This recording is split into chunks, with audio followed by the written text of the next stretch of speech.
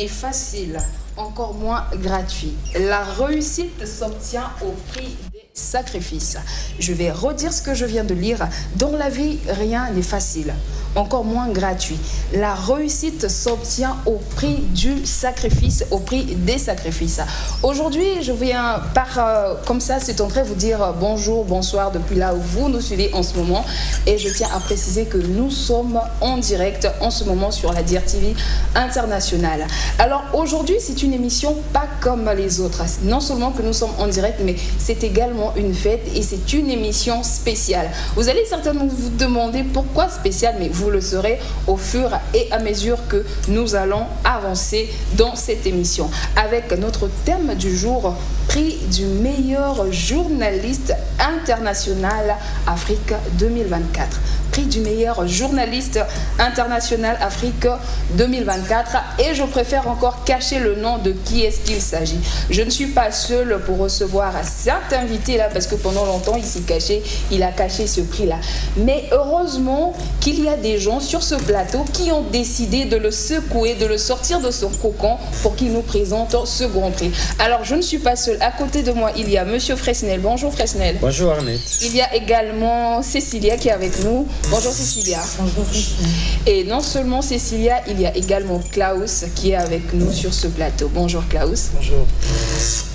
Bonjour Klaus. Bonjour. Alors également, j'aime bien sa teinture ébène. Excuse-moi d'accentuer ça là. J'aime beaucoup ta teinture ébène. Elle est tellement naturelle. Et il y a aussi Azura Jennifer qui est avec nous sur ce plateau. Bonjour Azura. Salut Arnette. Alors comme je l'ai dit au début, nous avons un invité spécial qui n'est nul autre que Alexis Bongo dans son bel uniforme. J'ai même envie de me lever pour venir vous faire un câlin. Je ne sais pas si c'est permis. Mais on va rester dans l'ambiance voilà, de cette émission. Alors, Alexis Bongo, comme j'ai dit au début, Grand Prix international. Avant de vous donner la parole, vous nous avez partagé votre pensée du jour. Rien n'est impossible à l'homme. Explication avant que je leur donne la parole. C'est très fort. Merci Arnette. Je dirais d'abord merci à toute l'équipe pour avoir demandé à ce que ce prix soit exposé donc, au grand jour, au grand public, parce que c'est depuis le mois d'août. Hein? Le 8 août, vous m'avez rappelé quelque chose. On est en octobre. Voilà, donc on peut dire il y a 2 mois déjà. 2 mois, ouais. Et donc je l'avais mis un peu de côté, vous m'avez secoué, puis c'est sorti. Et ce n'est que normal parce que quelque part vos arguments tiennent, hein, puisque ceux-là qui avaient décerné ce prix, c'est un honneur pour eux aussi de voir qu'il est apprécié à sa juste valeur. Quand je dis rien n'est impossible à l'homme, c'est pour paraphraser la Bible. Parce que rien n'est impossible normalement à Dieu. Mais puisque l'homme est créé à l'image et la ressemblance de Dieu, et donc par ricochet, rien n'est impossible en réalité à l'homme aussi.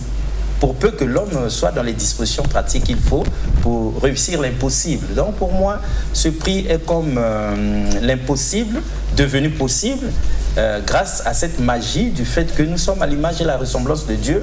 Même si je sais qu'il y en a qui ne croient pas en Dieu, mais nous sommes à l'image et à la ressemblance des ancêtres, pour ceux qui croient à leurs ancêtres, pour ceux qui ne croient aussi qu'à papa et maman, hein, n'est-ce pas? Nous sommes quand même une race exceptionnelle, bien au-dessus du végétal, de l'animal.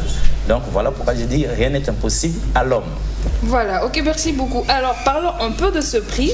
Lorsque je me suis permise voilà, de farfouiller un peu partout, alors il s'agit du Grand Prix international Johan Brand. C'est bien précis, bien prononcé, parce qu'à côté de moi, il y a quelqu'un qui peut me corriger si je dis mal. Voilà, Johan Brand, voilà. Il y a eu 43 lauréats primés rien que cette année à Brazzaville, d'après les ressources que j'ai obtenues de l'Agence d'information d'Afrique centrale, qui dit que Brand est une initiative qui vise à récompenser chaque 4 ans le meilleur des sommités intellectuelles et à promouvoir la littérature, la science et l'art, ainsi qu'à encourager les nouveaux talents. Alors, ce qui nous intéresse aujourd'hui sur ce plateau, c'est le prix, c'est le meilleur, vraiment le meilleur, ils ont bien précisé, le meilleur journaliste culturel en presse écrite et audiovisuelle. C'est même sur Internet, il y a 2 personnes, mais ce qui nous intéresse ici, sinon celui qui nous intéresse ici aujourd'hui, c'est Alexis Bongo avec son meilleur prix. Je peux le tenir, Alexis? Ah oui, bien sûr. Je peux le tenir parce que je prends déjà la grâce qui est là-dessus. Il faut déjà que je prenne cette grâce-là. Alors, si le caméraman peut zoomer là. Grand Prix international qu'on a donné comme ça, pas seulement parce qu'on a voulu donner, mais on a regardé les faits. Ils ont pris le temps d'analyser, s'ils peuvent zoomer, voilà, le meilleur journaliste culturel en presse écrite et audiovisuelle, qui n'est nul autre qu'avec nous sur ce plateau, Alexis Bongo. C'est bon, je peux c'est bon. Est-ce qu'on peut déjà acclamer vraiment pour ce prix-là? Parce que nous ne sommes pas à une veillée, nous sommes à une fête. Alors, qu'est-ce que vous pouvez ajouter par rapport à ce que j'ai dit concernant ce prix-là? Oui, il faut comprendre que c'est comme on dit, hein, s'il avait été caché longtemps, c'est parce que dans la vie, il n'y a pas de raison d'être orgueilleux. Hein. Donc, le travail que nous faisons ici, à DRTV, mine de rien, est suivi à l'international. Donc, ce prix a été décerné par le réseau des associations Winners. Voilà, ils sont partout à travers l'Afrique, dans tous les pays. Et donc, il a fallu que chaque pays donne ses nominés à ce prix. Parce que les pays ont donné. Voilà. Pourquoi on ne m'a pas sélectionné, moi, Alexis? Peut-être que vous aviez été aussi nominé là-bas. Donc, ils ont gardé le secret. Ils ont gardé le secret. Et puis, ça a fonctionné comme ça par élimination. Donc, si le Congo dit qu'en tout cas, nous vous envoyons un tel et un tel, le Gabon, la RDC et autres font de même. Et puis, tout son réseau, ils vont suivre durant une certaine période, 6 mois au moins durant, ces journalistes qui ont été nominés en secret et procéder par élimination. Et donc c'est ce qui avait été fait juste à ce qu'ils arrivent à une certaine finale et que ça nous tombe dessus soudain brusquement tout à coup. Mais donc vous voulez dire par là que Alexis, vous ne vous y attendez pas? Pas du tout, d'autant plus que je ne savais même pas qu'il y avait un réseau qui était en train d'étudier quelque chose qui c'est la première, pour moi la première fois de découvrir ce Grand Prix international. Donc je n'avais pas dans l'idée. Et ce qui est magnifique avec eux, c'est qu'il n'y a point d'inscription. Même les nominés ne sont pas au courant. Ce sont ces réseaux-là, ces associations qui fonctionnent en réseau, qui regardent. Si la RDC dit chez nous c'est un tel, chez vous c'est un tel, maintenant tout le monde regarde ce qu'un tel et un tel font et puis décide. Et c'est au finish, par miracle, c'est arrivé ici et nous disons waouh, c'est incroyable. C'est vraiment incroyable. Et donc, si vous aviez été mis en défi en quelque sorte, vous avez été confronté, vous êtes sûr de pouvoir remporter ce prix malgré tout? Bon, maintenant si pendant que ça se faisait, si les journalistes eux-mêmes donc qui étaient candidats à ce prix-là, sinon les nominés étaient au courant, peut-être que d'autres mécanismes auraient pu faire de telle sorte que ce soit plus objectif. Oui, tout à fait. Mais du moment que vous ne savez rien du tout et que vous êtes suivi, vous faites votre travail à DRTV ici. Tout et là, je dis merci DRTV parce que là, je savais quand même pas que la visibilité. C'est très fort. Pour ne pas monopoliser la parole entre nous trois, donc Fresnel, voilà, Klaus et le nom veut m'échapper, s'il te plaît. Cécilia, voilà. Elle est toute belle là, Cécilia. Elle est très très très magnifique, en africaine, en tout cas, j'adore. Donc la parole est distribuée par rapport à ce prix. Qu'est-ce que vous avez comme question à poser à Alexis? Vous savez, monsieur Alexis, tout à l'heure vous avez dit que vous n'êtes pas au courant concernant le prix qui vous a été remis, puisque vous n'étiez pas au courant. À quel moment vous avez su que c'était bon, fallait aller pour récupérer votre prix? Y a-t-il eu une cérémonie pour ça? Bon, je reçois un coup de fil, un jour, je reçois un coup de fil du docteur Franck Palmer. Elle se présente comme ça, docteur Franck Palmer. Elle demande, mais elle me connaît, moi aussi je la connais, mais je ne la connais pas, je ne la connaissais pas comme leader de ce réseau des associations et autres ici au Congo-Brazzaville. Donc elle m'appelle, oui, puisque c'est à l'international. Mais monsieur Alexis, vous êtes journaliste? Je dis oui. Comment ça? Parce qu'elle me connaît seulement dans les milieux littéraires, où nous faisions les vendredis des arts et des lettres, où nous faisons le forum des gens de lettres, et sinon le PEN Centre Congo-Brazzaville. Oh, elle dit, mais moi je ne savais pas. N'est-ce pas? Là maintenant, déjà elle me dit, bon, préparez-vous à quelque chose, mais comme c'est top secret, personne ne doit être au courant de rien.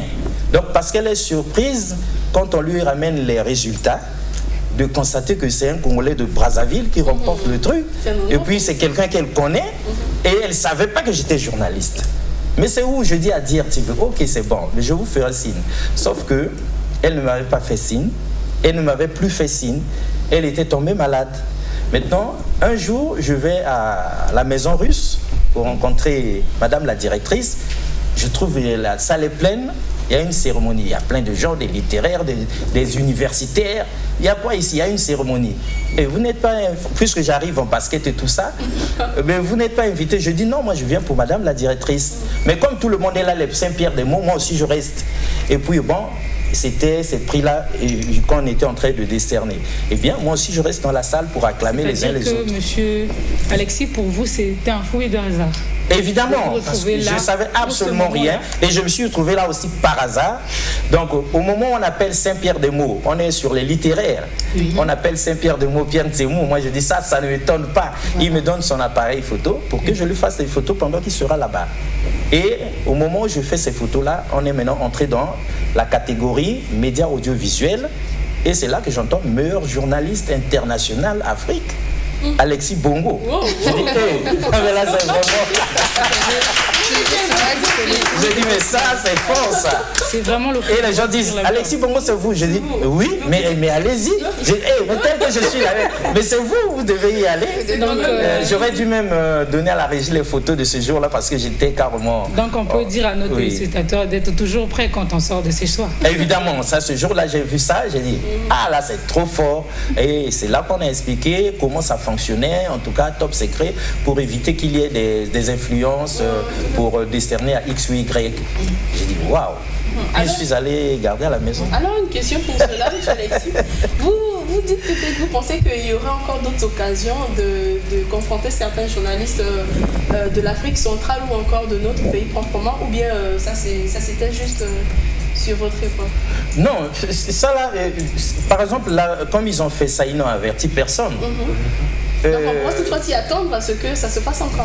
Oui, mais dans la carrière de quelqu'un, sauf si vous êtes imbu de vous-même, vous êtes orgueilleux et que vous voulez vous mesurer aux autres. Sinon, personne ne s'en va compétir contre X ou Y. Sauf dans ce genre d'autres façons de faire où les nominés sont au parfum de la chose. Ils sont nominés et l'un d'entre eux va remporter la palme d'or le jour J. À ce moment-là, peut-être chacun sera en confrontation avec les autres, fera jouer ses relations et autres pour passer là-bas. Mais tant qu'on n'est pas informé, on n'est pas au courant. Et une fois que c'est fait comme ça, moi je ne vise pas autre chose. Sauf s'il y a encore une association là-bas. Voilà, donc ce qui revient à dire que c'était que des surprises. Énormes surprises. Alors la question que moi j'ai à poser, c'est le prix a été donné pour quelle des émissions? Est-ce que c'était homéostasie ou bien convergence? Catégorie médias audiovisuels, ils ont regardé et la radio et la télé, ils ont regardé les émissions homéostasie, les émissions convergence et révolution culturelle, secrètement.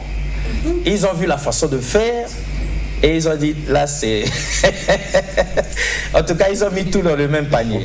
Mais on sait très bien que l'émission phare, qui est beaucoup plus connue, c'est Homéostasie. Et je peux dire, moi, puisque je n'avais pas été consulté, peut-être que c'est Homéostasie qui a beaucoup plus pesé dans la balance. Peut-être que Convergence aussi est venue au secours, mais je crois que les deux ont certainement aidé à ce que nous arrivions à ce stade-là. Claude, Cécilie a des questions. Monsieur Alexis, vous savez, pour recevoir un prix avec une surprise, c'est pas facile aussi. Mais dites-nous, êtes-vous assez présent dans les médias, sur Internet? Vous êtes assez présent, parce que quand vous êtes assez présent, c'est ce qui pousse à ces gens-là de vous suivre, de vous regarder. Vous êtes assez présent sur Internet, dans les médias, dans tout ce qui bouge dans le monde de la radio, sur le journalisme, afin que vous puissiez recevoir ces 3 prix. Parce que là, je vois, il y a 3 prix.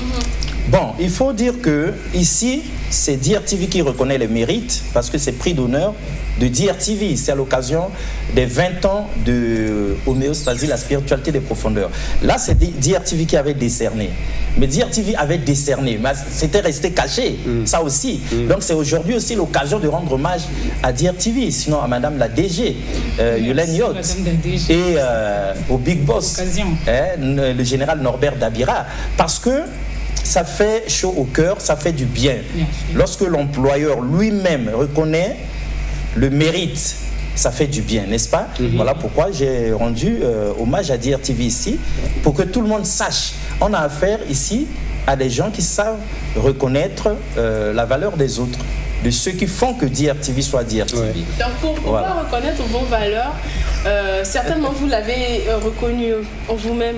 Est-ce qu'il y a des qualités phares, disons des qualités exceptionnelles que vous avez dû faire preuve pour pouvoir être au-dessus de voilà, je ne veux pas vous mettre en comparaison avec qui que ce soit, mais pour être le meilleur et pouvoir mériter ces prix-là. Est-ce que vous pouvez nous en parler de ces quelques qualités? On peut dire que ça se joue sur de petits détails. Quand on met en compétition des journalistes africains, je suis sûr qu'il y a des talents, et tous nous le savons, au Congo, au Gabon, en Angola, en Centrafrique et ailleurs. Mais parfois, c'est un petit détail. C'est peut-être mon sourire qui avait fait que... on dit que celui-là... Peut-être que c'est la tête qui brille sans un poil. C'est peut-être ça. Mais sinon, les intelligences, il y en a partout. Et maintenant, on peut dire que si on veut coller à la logique, à ce que DRTV nous imprime comme rythme, peut-être que c'est le savoir-faire aussi, peut-être que c'est une certaine discipline, une certaine éthique, peut-être que c'est la déontologie du métier. Parce que vous savez, j'en profite pour vous dire, parce qu'il y a une chose de très grande importance, elle est passée comme ça, je ne sais pas si vous vous en souvenez encore, lors des 20 ans de Homéostasie, la spiritualité des profondeurs, l'équipe de rédaction de DRTV était arrivée et nous avions annoncé notre retraite pour le 31 décembre 2025. Donc, s'il y a retraite pour le 31 décembre 2025, où DRTV ne peut nous voir ici que pour des occasions exceptionnelles et des émissions exceptionnelles, ça veut dire que on est en train de former déjà la relève. Une génération. Voilà. Donc, et nous sommes ravis d'être parmi cette relève. Voilà, on est tous ravis et on aimerait bien que ce message-là soit très fort pour tout le monde, dans tous les domaines de la vie. Il ne faut pas rester éternel. D'accord. Il ne faut pas attendre que la mort vienne te prendre et puis tu n'auras pas transmis le savoir. N'est-ce pas? Voilà, donc c'est peut-être ça, cette façon de faire là, qui a fait que nous nous retrouvions là. D'accord. N'est-ce pas? Et on peut être fier de nous parce qu'on sait que demain, que nous soyons là, en chair, en os ou pas, que nous soyons au Congo ou ailleurs, en tout cas homéostasie, la spiritualité des profondeurs, ou bien convergence et révolution culturelle vont rester parce que la relève est assurée. Alors, je vais, avant d'enchaîner avec l'émission, je vais bondir sur ce que Cécilia a dit. Est-ce que vous êtes assez active sur Internet? Je veux juste dire sur monsieur Alexis. Cet aspect-là, oui. Voilà, sur Facebook, monsieur Très Alexis. important. Ça fait 2 ans que je vous ai envoyé une invitation sur Facebook, vous n'avez jamais répondu. Je ne sais pas si vous utilisez. Mais ça répond à votre question. Ça répond à votre question. Je ne suis pas actif sur les réseaux sociaux. Pourquoi, monsieur Alexis? Je devrais l'être. Mais le problème ici, heureusement pour moi, c'est par le moyen de la télévision qu'ils étaient en train de faire leur sélection là. Donc ils sont sur Canal+, ils ont le bouquet africain et ils sont en train de suivre. S'ils étaient passés par Facebook et YouTube, c'était mort pour nous autres. Et donc c'est une occasion pour nous, nous recevons le message, il faut que nous puissions rattraper ce retard-là parce que la donne a déjà changé, hein. Maintenant c'est les réseaux sociaux. Je pense que Klaus veut ajouter quelque chose, une question. Alors, Klaus est resté silencieux longtemps durant là. Hein. Ouais, effectivement, je suis fort aise de constater aujourd'hui, de me rendre compte qu'aujourd'hui, M. Alexis est récipiendaire justement de ce prix que nous voyons. Mais une question quand même, je sais que vous êtes un homme assez humble, hein, un homme qui n'aime pas parler de lui, de ses qualités. Mais si on vous demandait, selon vous, quelle est la qualité, à votre avis, qui attirerait ou qui pourrait attirer l'attention des observateurs, l'attention des téléspectateurs? Nous savons tous que vous avez beaucoup de qualités, mais parmi toutes ces qualités-là, quelle est cette qualité selon vous qui pourrait justement séduire les gens? Très bonne question. Allez-y. Bon, mais tout à l'heure j'ai essayé de répondre à cette question, même si elle ne m'était pas posée comme ça directement en disant peut-être que c'est mon sourire. Sinon, l'Afrique là a un énorme talent, si ce n'est que des journalistes. Même ici à DRTV, je me demande comment ils ont eu du mal déjà à trier au niveau de DRTV. Il y a des poids lourds ici, de journalistes. Quand je pense à William Mouko, avec L'Homme et son temps, quand je pense déjà à la DG elle-même, elle ne va pas compétir, hein. Là c'est l'homme et son temps. Elle ne va pas compétir de quelque manière que ce soit. Quand je pense à Romy Kokilas, de Mac Bazar. Donc, rien qu'au niveau de DRTV, le réseau a d'abord eu des problèmes pour sélectionner un, n'est-ce pas? Et le fait d'être sélectionné, ça ne veut pas du tout dire que les autres ne devraient pas être là, que ça se joue sur un petit détail de rien du tout. Parfois, un détail qui n'a rien à voir avec la déontologie, avec l'éthique du métier, parce que Alexis Bongo, parfois, il n'est pas le plus télégénique. Les journalistes qui sont tirés à 4 épingles, il y en a à foison, hein, dans tout le continent. Donc, parfois, c'est sur un petit détail. Peut-être bien que, s'il faut que je me permette, peut-être que c'est le savoir-faire. Mais le savoir-faire en question, peut-être que c'est cette magie de comprendre toutes choses. Parce que, bon, le moyen est haïssable, mais les téléspectateurs ou bien les invités d'Homéostasie, de Convergence et Révolution culturelle ont l'agréable surprise et témoignent du fait que quand ils arrivent avec leur thème, une fois qu'ils ont donné leur thème, le reste, Alexis Bongo gère. Peut-être que c'est cette faculté de comprendre, d'entrer à l'intérieur de l'invité et de lui faciliter les choses, c'est ça qui a dû fasciner le jury. Avant d'entamer la partie où nous allons entrer sur votre parcours et votre vie, vous avez dit quelque chose de très important et j'aimerais qu'on revienne tous dessus. Vous avez parlé sur la retraite en décembre 2025. Alors, je sais que vous êtes un homme Le 31 décembre 2025. 31 décembre 2025. Je sais que vous êtes un homme qui lit les Écritures, voilà, je veux dire comme ça. Nous voyons dans la Bible qu'il y a l'histoire de, je crois, d'Élisée de Géasi, un truc comme ça. Élisée n'a pas pris le soin de mettre quelqu'un après lui qui allait prendre la relève. Alors, question Alexis, lorsque vous voyez décembre 2025, excusez-moi, avez-vous déjà préparé des personnes pour prendre votre relève? Ou alors, lorsque vous allez partir, est-ce que les émissions que vous avez créées vont partir avec vous également? Non, mais c'est préparé justement, c'est-à-dire quand vous êtes là, c'est justement pour que ça ne meure pas, n'est-ce pas? Avec tout le respect que je dois à de grands journalistes, comme Jean Bombi de Télé Congo. À l'époque, Jean Bombi, il avait vu loin. Il avait même demandé à Alexis Bongo, j'étais encore un gringalé à l'époque, hein, en 2005, de le remplacer à Télé Congo. Mais si ça avait marché, DRTV n'avait pas voulu aussi... attends, laissez pas dire Alexis Bongo, non, tout sauf ça. Si ça avait marché, on aurait encore l'émission Kratos aujourd'hui encore sur Télé Congo. N'est-ce pas? Mais DRTV avait tiré le drap de son côté, hein, en toute logique. Mais s'il part pour Kratos, et maintenant Homéostasie qui vient de naître, donc le général Dabira avait raison, parce qu'après nous avons fêté le 20e anniversaire, et nous avions mis en relief justement le général qui avait vu loin, dit, charité bien ordonnée commence par soi-même. Il ne va tout de même pas abandonner ici pour aller là-bas. Donc la relève est là assurée. Maintenant, tout le problème ici, la question que je me pose intimement, est-ce que dans cette relève que je suis en train de préparer, il y a vraiment un Alexis Bongo? Alors là, on va se retrouver du côté de la relève, voilà, Fréchette. Oui, c'est à la relève de répondre à cette question. Azura, répondez à cette question. Les téléspectateurs vont répondre et ils sont mieux placés pour répondre à cette question-là. Peut-être que on reste humble comme Alexis Bongo lui-même, à eux de décider. Alors par rapport à cette question, est-ce qu'il y a quelqu'un qui a une question? Oui, Klaus? Non, peut-être pas par rapport à cette question. Mais voilà, Monsieur Alexis, on vous connaît, avocat défenseur de l'Afrique. Aujourd'hui, vous avez ce prix. Est-ce que l'on pourrait dire aussi que c'est le triomphe d'un combat?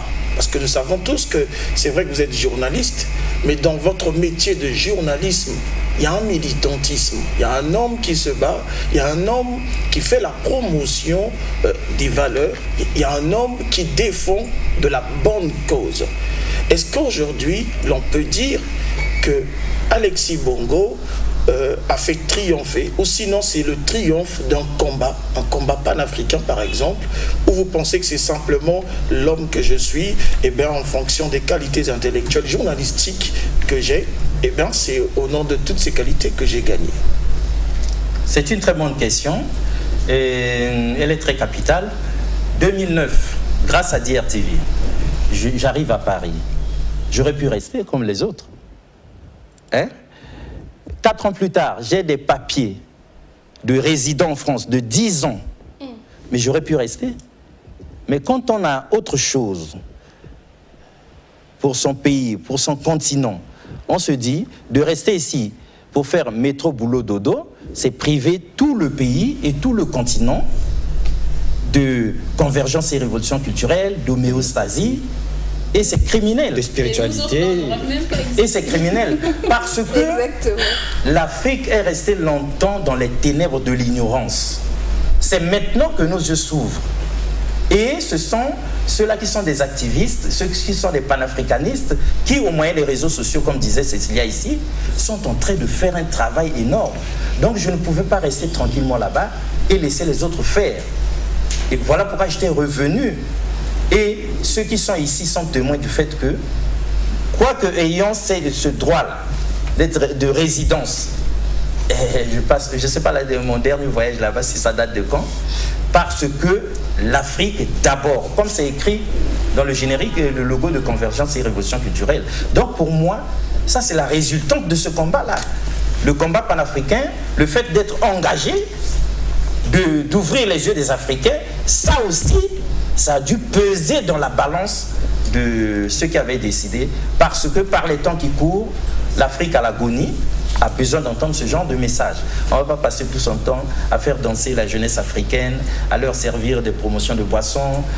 Non, non, ça ne marche pas. Et à faire comme si tout allait bien alors que tout va mal. Donc ça là, c'est vrai, je suis d'accord. Convergence et révolution culturelle, finalement, ça a pesé énormément dans la décision du jury. Parce que les autres, peut-être, ils leur avaient manqué ça. Ok, merci beaucoup. Alors, on a Joanne Brown, on a là-bas, je crois, prix d'honneur de Dear TV, et on a ici également Dear TV. C'était vraiment le tour d'horizon sur ces trophées. Alors, non seulement les gens qui nous suivent à la télé en ce moment, même nous ici, on va faire le background, comme disait Fréchinel, voilà, sur votre vie. On va s'intéresser un peu à votre vie. Comment vous avez commencé? Professionnel ou privé? Nous allons le... Non, pas privé, professionnel, bien sûr. Merci, on précise sa vie professionnelle. Comme parce que dans le privé, il n'y a rien de spécial. Voilà, parce que vous dites toujours qu'on ne mélange pas le privé, voilà, et le professionnel. Non, le privé et le professionnel, une fois se mélanger, c'est mort. Voilà. Même en tant que journaliste, quand vous resterez ici, le moment venu, vous avez l'obligation de réserve. Exactement. Tous ceux qui viennent à homéostasie, la spiritualité des profondeurs, ne peuvent pas savoir qu'Alexis Bongo prie ou ne prie pas, qu'il prie dans telle église, qu'il est chrétien ou bien qu'il est musulman. Non, parce que vous avez l'obligation de recevoir voilà, tout le monde. Donc vous êtes au milieu. Neutre. Et on a essayé de faire, et puis tout le monde témoigne du fait que... Alors je vais ouvrir la balle des questions, puisqu'on va entrer dans votre background. Background, l'historique. English teacher. Yeah. English teacher, exactement. Quelqu'un a dit que lorsque tu as la vision, écris-la. Alors si je repars à la genèse d'homéostasie et la genèse de convergence et révolution culturelle, est-ce que vous avez eu le temps d'écrire? Parce qu'aujourd'hui, nous sommes en train de voir les faits, tout ça se réalise. Est-ce que vous avez eu à écrire afin que cela s'accomplisse? Ça, c'est ma question. Après, je laisserai aux autres de poser les questions. Je vais joindre à cette question. Est-ce qu'au début, il y a eu une vraie vision? Et si oui, laquelle? Présentez-nous la vision de ces deux émissions. Je ne suis pas loin de votre question. C'est exactement, ça se colle, ça se marie. Bon, il faut dire que je suis fasciné à la télé. À l'époque, je crois que c'était en noir et blanc. Je crois que nous étions en 96 quand je suis pour la première fois l'émission Kratos à la télé. Hein? Jean Bambi, tout feu, tout flamme, parle de spiritualité. Je dis, ça c'est mon domaine. Moi-même, en regardant, je dis, ça c'est moi. Il faut que je fasse ça. Je suis tout jeune, en 96, donc il faut repartir des siècles en avant là-bas. Je suis tout jeune là et fasciné. Je dis, ça c'est moi. Pourquoi? Parce que, et je n'aime pas trop parler de ça, c'est chaud. Parce qu'en fait, moi je suis un rebelle culturel. Un très grand rebelle culturel. C'est-à-dire du genre de ces enfants-là qui, à l'école, se disaient, on nous enseigne des choses, certes, mais je suis sûr qu'il y a du faux dedans. Ça ne colle pas avec votre esprit. Non, non, je sais qu'il y a du faux dedans. Même si, dès qu'on arrive en seconde, on embrasse la philosophie, les profs à l'époque, ils ont l'obligation de faire de vous des athées. On ne vous demande pas A plus B que Dieu n'existe pas. Pour obtenir des notes, vous êtes obligé.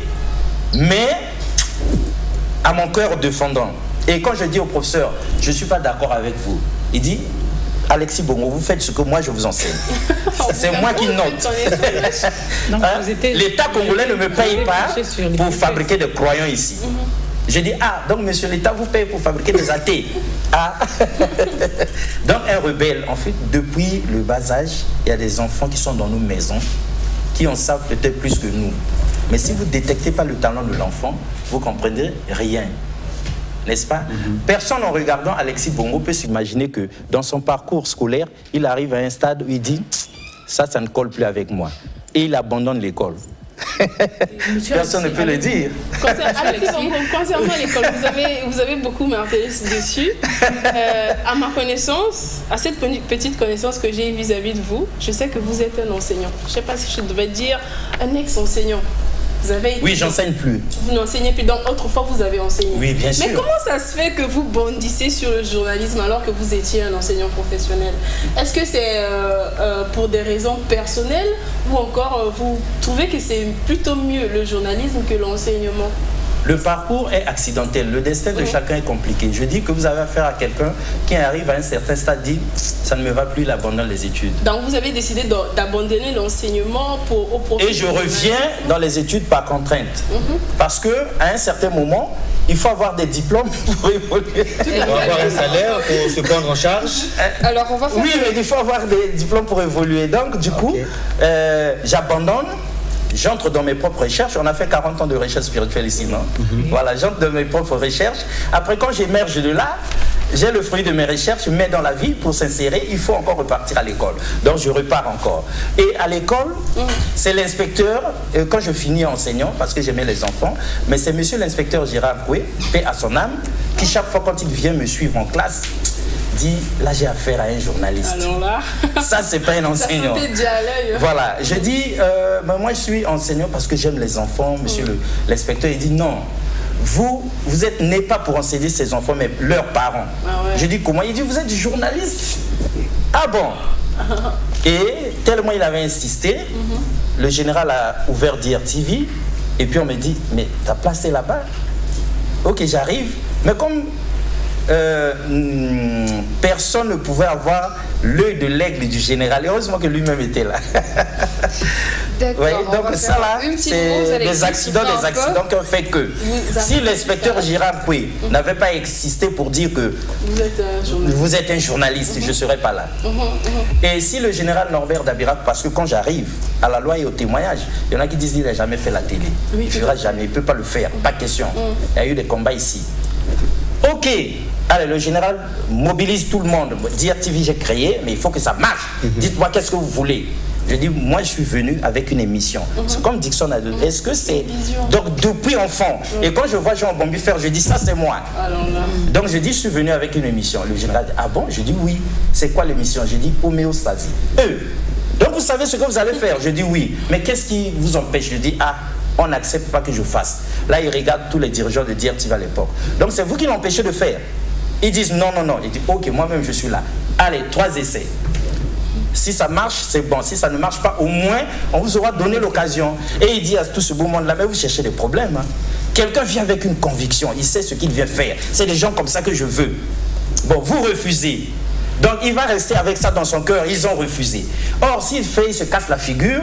Ah, là, il n'y a pas de problème. Mais s'il fait et réussit, c'est tant mieux pour tout le monde. Allez, c'est parti. Et coup de maître, coup d'essai, coup de maître. Et là, on est en quelle année? On est en 2003. D'accord, on va faire une petite pause. On va faire une petite pause. Nous allons revenir tout juste après. Il y a quelqu'un qui va rejoindre le train en marche. Et pendant ce temps, nous allons rendre hommage à un artiste panafricain qui est décédé il y a quelques jours, Casto Ier. Que nous regrettons énormément. Merci beaucoup. Et son corps va arriver le 15 octobre. Alors, si la régie peut nous balancer quelque chose concernant l'hommage de notre artiste.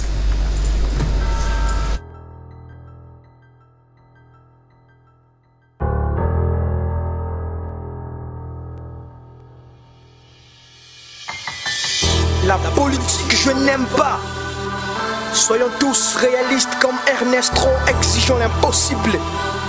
Bien que la misère est notre amie et la violence leur gêne, seule la lutte est la base de notre liberté. Ils ont peut-être supprimé l'existence de Ami Awa, Béatrice Ndona, Isidore Noël et bien d'autres, mais pas le mouvement de la libre expression. Je suis artiste engagé aux qualités exquises mais aux textes militants. Alors les 5 doigts de ma main droite forment un point serré en signe de révolution. Oh, Damambungu Ngwaluzolo, souviens-toi de nos pays divisés en blocs et le peuple africain déplumé comme un coq. Il parle des rapports réguliers sans violence. Mais on ne peut parler de paix dans un pays où le chômage et la misère sont à 98%. Ces types nous trompent, nous étouffent, prétendant nous servir. Et à cause de leurs bêtises, maintenant la misère on l'aspire. Nous voir se vexer et avoir du succès à chaque instant, c'est tout ce qu'ils veulent. Commettre des meurtres, buter des êtres, c'est des traîtres à chaque instant, c'est tout ce qu'ils veulent. S'en foutre du peuple, avoir des thunes à chaque instant, c'est tout ce qu'ils veulent. L'Afrique pleure et nos cœurs battent au rythme de leur tam-tam. J'en ai marre de cette putain de vie. Se déplacer à chaque instant avec l'ONU d'une tristesse chronique. Ils ont enterré le patriotisme et nous font des discours stériles. Lier la théorie à la pratique, car le peuple est uni par la voix et la force du sang. Comme le disait Proliwa, aucun feu, aucune lumière sur terre n'éclaire mieux que la révolution. Vive l'hostel commandante Ernesto Che Guevara.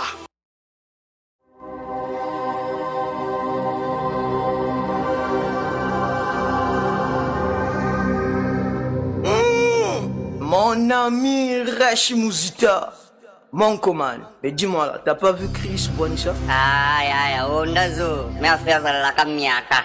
Oh! Bon, tu t'as mère Alpha quand tu dis faut son boîte. Bah rapide, toc. Coco. Mère Alpha, ma, y'a des faut son boîte. Ah, merde. Oh! Ouais, tu musique. Et béba. Ya! Ouais, tu. Et béba.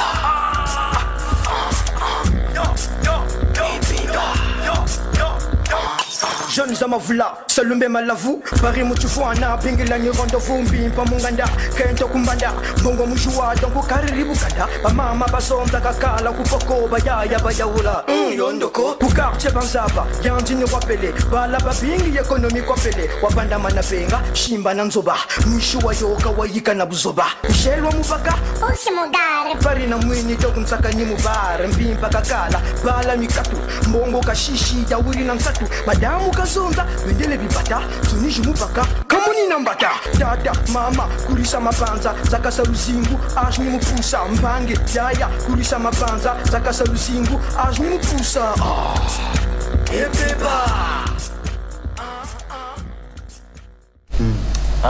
Voilà, de retour sur ce plateau, c'était comme ça pour rendre hommage à cet artiste panafricain, Casto Premier, qui nous a quittés il y a quelques semaines déjà. Retour sur ce plateau et voilà, Alexis tout à l'heure a dit, il se demande est-ce que dans cette génération, il y a un Alexis qui saura, voilà, il a... Grande question, puisque moi je reçois pas des questions de vous en cascade. Et bien, je vous pose la question, le grand problème c'est ça, parce que est-ce que les invités habituels, sinon les téléspectateurs vont vivre dans ce monde-là, voilà, vous êtes au grand complet. 6 Alexis ici. Voilà. Est-ce que c'est 6 Alexis Bongo qui sont là ou pas? C'est ça la question. Voilà, et qui vient de nous rejoindre, Christella. Bonjour Christella. Bonjour, merci. Alors, je vais bien, merci beaucoup. Nous étions sur le background, c'est exact. Le background, voilà, de la vie d'Alexis Bongo et tout le monde. En tant que journaliste. Merci. On parle de sa vie professionnelle, merci de préciser, en tant que journaliste. Des questions, voilà, la parole est donnée à tout le monde par rapport à son parcours. Et s'il n'y en a pas, moi j'ouvre. Je peux se battre, parce que je viens d'arriver. Oui. Monsieur Alexis, moi, il y a une question qui m'est venue lorsque je me suis penchée sur le prix que vous avez reçu sur le Grand Prix de John Brown. Je ne sais pas si je prononce bien le nom. Je me rends compte que ce prix, occasionnellement, c'est pas constamment, occasionnellement, honore les journalistes qui mettent en valeur les artistes. C'est après 4 ans pour répondre à ta question. Oui, après 4 ans, honore par moment les journalistes. Moi, la question qui m'est venue, c'est qu'est-ce que vous avez ressenti lorsqu'on vous a appelé pour vous parler de ce prix? Est-ce que vous vous êtes senti fier ou quelque part vous vous êtes senti ému ou, comme on dit, vous avez eu la grosse tête pour avoir reçu Bon, vous voulez que je vous réponde franchement ou pas? Oui, franchement, bien sûr. Franchement. Voilà, je voudrais dire ceci. J'ai dit que parmi nos enfants, il y a des enfants exceptionnels. Si vous me permettez de parler de moi en 1 minute, je dirais ceci. Je suis de ceux de ces enfants-là. Qui avaient toujours été premiers de la classe. Ah bon. Vous comprenez ça? Ok. Donc, ils étaient toujours premiers de la classe. Les premiers de la classe, quand on s'adresse aux enseignants aujourd'hui, sont des élèves complices de l'enseignant. Quand un premier de la classe dit « Monsieur, on met S à la fin », il faut mettre S. Sans réfléchir, on met S. Il faut éviter les problèmes. Quand il dit « il faut accorder », il faut regarder et bien vérifier qu'il ne s'est pas trompé. Vous voyez ça? Et depuis toujours, ce qui a caractérisé Alexis Bongo, c'est l'humilité. Ça ne se savait ni à la maison, ni à l'école. Même quand les enfants, les amis s'extasiaient, c'est le meilleur élève ou quoi. C'est arrivé, je le dis seulement pour répondre à votre question, en 1986, où je suis pour moi tranquille à l'école, comme ça en classe de 3e, on dit proclamation plus émulation. Et c'est là que je suis le meilleur élève du CG Gampo au Lilou, en 1986. Donc j'avais été interviewé par Laurent Botieke à l'époque, paix à son âme. Mais moi, ça me fait ni chaud ni froid d'être le meilleur. Quand j'arrive ici, le général Dabira m'appelle le dieu de la télévision. Ça me fait ni chaud ni froid. Même si Homéostasie et Convergence confirment quand même qu'il y a du talent. Et vous qui êtes avec moi, si vous êtes là, et le prix et les autres, si vous qui êtes avec moi, je crois que je ne vous prends pas la tête. Voyez-moi, je suis ci, je suis ça. Alors sur ce, j'aimerais bien poser cette question aussi. Cet état d'esprit aussi humble que vous possédez depuis toujours, M. Alexis, est-ce que c'est dû à une éducation toute particulière de votre famille, de votre église? Je suis fils de pasteur. Ah d'accord. Donc vous aurez dû commencer par là parce que j'ai mal. Voilà. Mais je peux vous dire aussi que c'est pas parce qu'il est fils de pasteur. Ce qu'il a dit. Ça c'est un destin. On est avec. On est avec cette qualité qui est l'humilité. Oui. Non, je ne suis pas d'accord. Je ne suis pas d'accord. On ne laisse pas en Voilà ce que je dis. C'est pas tous les fils de pasteur. C'est pas tous les fils de pasteur. Ça veut dire que un fils de pasteur exceptionnel. Autrement dit, le fils de son père dans le sens où j'ai essayé au maximum de suivre ses conseils. Je dirais c'est un destin. Alors, ça n'arrive pas à tout le monde. S'il vous plaît. Pour vous, Cécilia ressort de sa réserve. Pour vous imposer dans ce milieu, car vous avez subi certains stress parce que ces prix-là, c'est votre mérite en fait. C'est votre mérite. Mais est-ce que vous avez eu à subir certains stress, certains de fois dégoûts, de dire que non, bon, là c'est trop, j'arrête, je ne vais plus continuer dans ce milieu de travail? Parce que là, vous avez percé. Quand on vend un prix, on dit que cet homme a percé. Bon, j'aimerais dire ceci. Quand on me décerne ce prix-là international, c'est le tout dernier, le tout premier prix. Parce qu'il y en a eu un, je crois que c'était en 2005, où il y a le festival des médias Prix Espoir. Le festival des médias Prix Espoir, nous avions quelqu'un qui était ici à DRTV qui dit « Alexis, il y a un concours là-bas, donne-moi une émission Homéostasie, je vais aller présenter ». Elle est partie avec moi, ça me faisait ni chaud ni froid. Mais quand on... Toujours le hasard. Voilà, et quand on publie les résultats, je suis premier ex-aequo. Mais avec qui? Avec Jean Bambi. À l'époque, il est tout fait, tout flamme sur Kratos. C'est-à-dire 2 ans après que vous avez commencé votre vie professionnelle. Et donc là, on dit émission grand public. Ah, ici c'est chaud. On a 2 personnes, donc on a mis ex-aequo. Jean Bambi de Télé Congo. Et Alexis Bongo, je dis, même un gars il fait. Voilà, donc ça c'était le premier prix. Mais il y en a eu encore. Et puis, je me rappelle encore en 2007, l'Oscar de la presse, j'ai mis ici au Congo, l'Oscar de la presse, année 2007, c'était Alexis Bongo, meilleure émission grand public, ici au Palais des Congrès. Et c'était Médard Milandou qui était à la modération. Je me rappelle bien. Et comme on ne me connaissait pas, mais on connaissait mon émission, Donc on m'avait remis un prix de meilleure émission grand public. Mesdames Milandou me dit à l'oreille, hein, je respecte le doyen, il me dit à l'oreille, bon, on connaît votre émission, mais on ne vous connaît pas vous-même. Donc vous-même, vous allez écrire votre nom. Non, on va parler. C'était exceptionnel. Au moins, vous, on ne vous connaît pas trop, mais l'émission, c'est ça qui a fait que vous receviez le prix.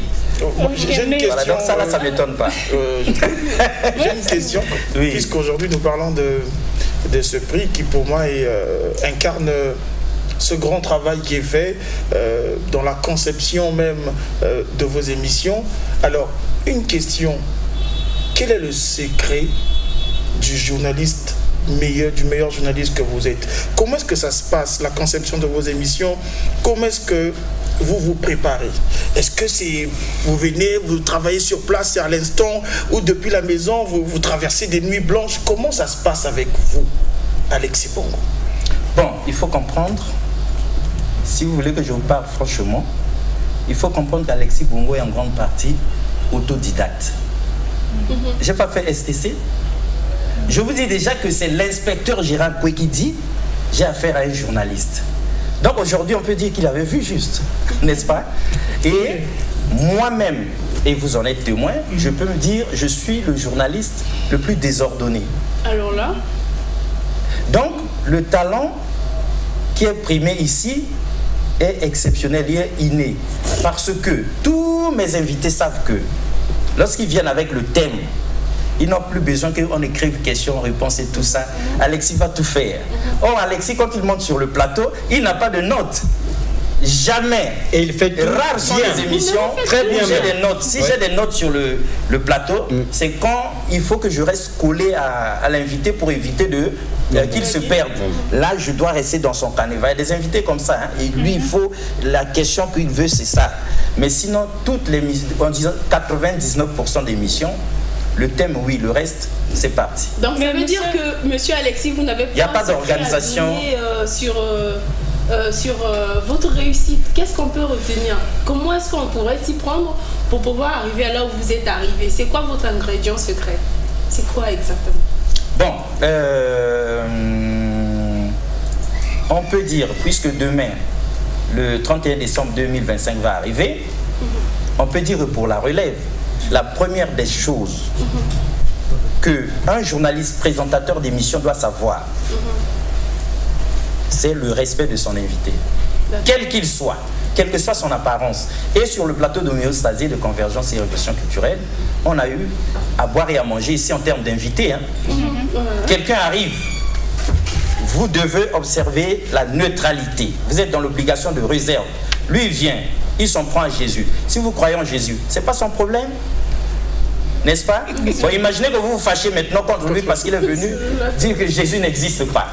Vous détruisez tout. Tout, oui. Et l'émission est tout. Évidemment. Un sataniste ou bien quelqu'un sort là-bas, il vient rendre hommage à la sorcellerie ici. Il dit, moi je suis le plus grand sorcier. Voilà l'importance de la sorcellerie en Afrique. Vous n'êtes pas sorcier. Ce n'est pas son problème. Lui, il vient passer son message et vous êtes son facilitateur. Donc le respect de vos invités, des téléspectateurs, s'impose à vous. Mais avant même les invités et les téléspectateurs, mais la hiérarchie même de la boîte, qui fait que vous vous posiez là, donc les chefs de service, les directeurs de programme, les directeurs de production, la DG, tout ce beau monde-là, vous leur devez du respect. Bon, 21 ans aujourd'hui à DRTV, je crois que alors, qu'ils doivent se dire dans leur bureau, il est très respectueux. Je crois. Une question, monsieur Alexis. Oui. Pour nous autres qui sommes amoureux du journalisme, mais au Congo-Brazzaville, on sait que c'est un métier vraiment ingrat. Pour les jeunes qui veulent vraiment devenir journalistes, mais lorsqu'on voit que ça n'apporte pas, si je peux dire entre guillemets, à la richesse, si je peux dire ça comme ça, quel est le conseil que vous nous donnerez? Permettez, Christella, je vais joindre ma question à celle de Christella pour simplement dire que quel conseil voilà, vous allez donner à la jeunesse qui est en train de monter en ce moment, parce que c'est un poste, le poste que vous avez, si je peux dire ça comme ça, c'est un poste qui est assez convoité. Quel est le conseil que vous allez nous donner sur ce plateau et le conseil que vous donnerez à ceux qui viendront dans les années à venir et ceux qui nous suivent d'ailleurs, la jeunesse? Mais le journalisme, c'est comme l'enseignement, non? Un enseignant dans une salle de classe, un journaliste sur un plateau de télé ou bien de radio, c'est un enseignant.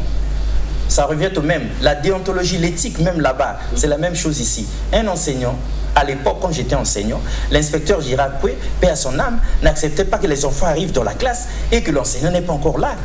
Nous savons tous ce que ça donne, grand bruit là-bas, comme un marché, surtout à l'école primaire. Parce que j'ai eu la chance d'enseigner de l'école primaire au collège. Donc j'ai pris jusqu'à les 6e, 5e, 4e, 3e en français. Donc j'ai vu comment les enfants se comportent à l'école. La déontologie est la même. Le respect des autres. J'étais sur le point des respects.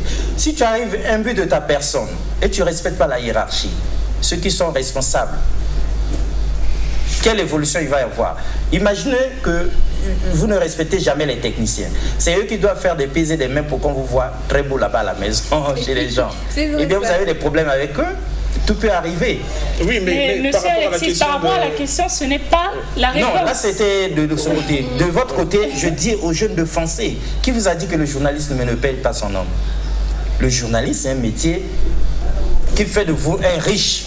D'abord intellectuellement parce que vous devez être à jour. Donc vous cultivez tous les jours. Dans l'enseignement, c'est ça ici aussi. Obligatoirement, il faut se mettre à jour. Sinon, vous aurez des invités qui sont à jour et vous êtes anachronique, vous êtes déjà dépassé et c'est pas propre. Le respect, comme je dis, le métier, il fait le bonheur des journalistes. Vous voyez pas les grands calibrés de journalistes qu'il y a au Congo ici. Il ne faut pas manquer de respect. Les gens comme Asie Dominique de Marseille, vous allez dire que le journalisme n'a pas payé. Jean-Claude Capou, ça n'a pas payé là-bas. Hein? Même Romy Kokila, ou bien Alexis Bongo, ou bien William Mouko, ou bien encore les autres ici, ça n'a pas payé. Disons même Clever Indou, notre chef de service production, ça n'a pas payé. Voilà. Ou bien Jacques Mbeba, le directeur de production, ça n'a pas payé. Le journalisme, non, ça paye énormément à condition que vous le respectiez. Oui. Quand vous avez le respect de l'invité, quand vous avez le souci du travail bien fait, mais ici d'abord DRTV. Combien de journalistes ça a fait voyager? Je pense à Chépi le Français. Ils sont nombreux. Je pense à Eva Deschaïef, Titi Vierge. Ils sont tous partis grâce à DRTV. Ils sont devenus riches aujourd'hui grâce à leur métier. Moi, je donc, si quelqu'un dit que du public qui suivait Chépi le Français chaque samedi. Évidemment. Si quelqu'un dit que le journalisme ne paye pas, ça fait partie de la classe de la jeunesse d'aujourd'hui qui, même quand ça paye, dit toujours ça paye pas.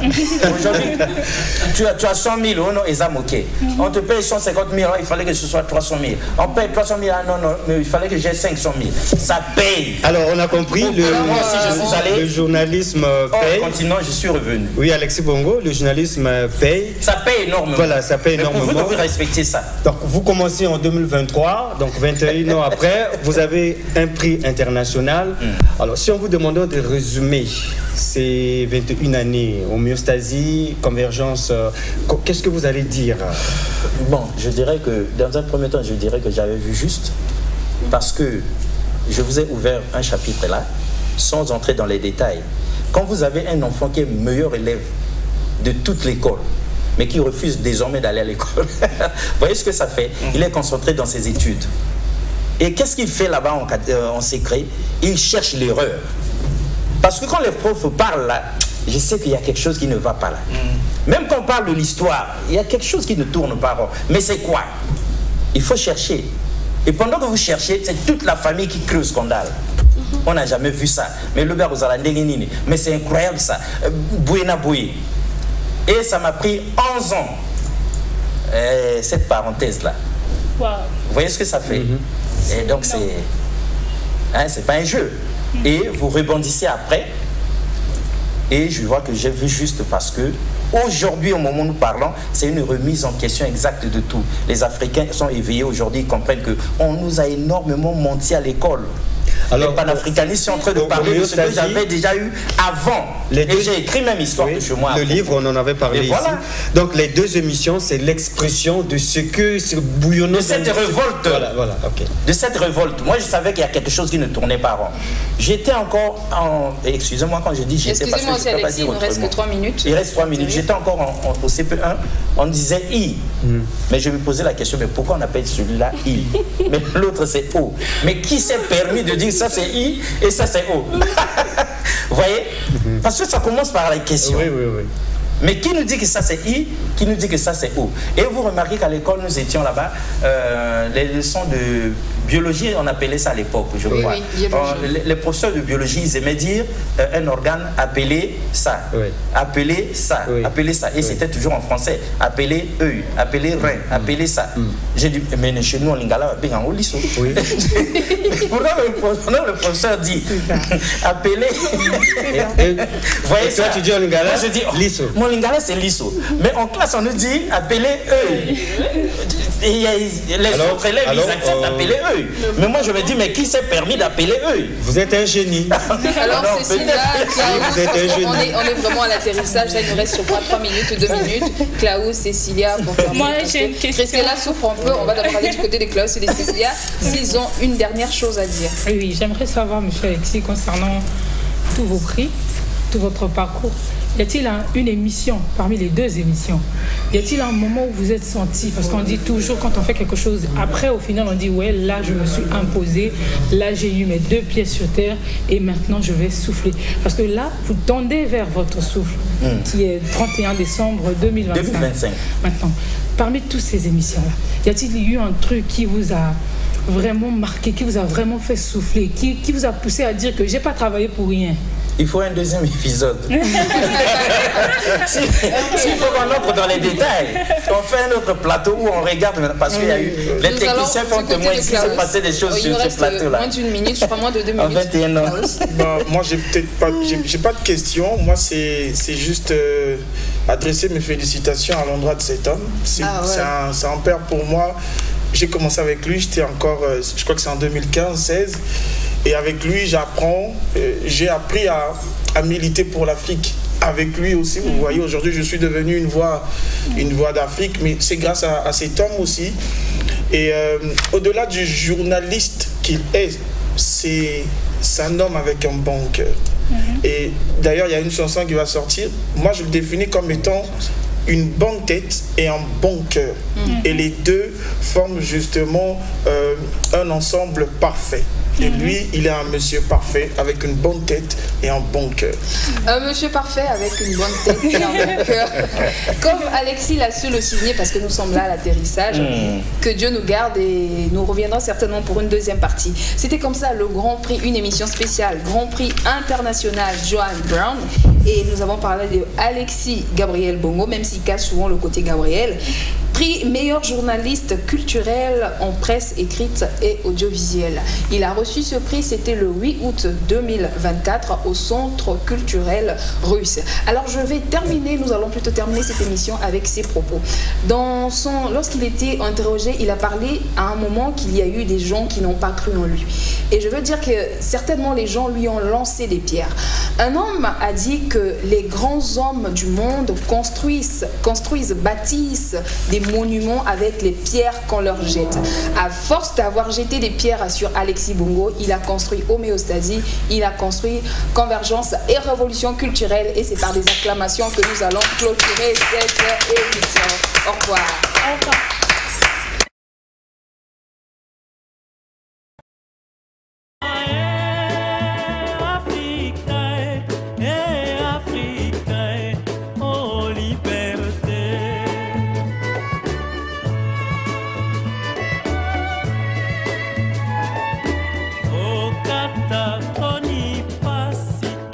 Soki na kati, oteka pa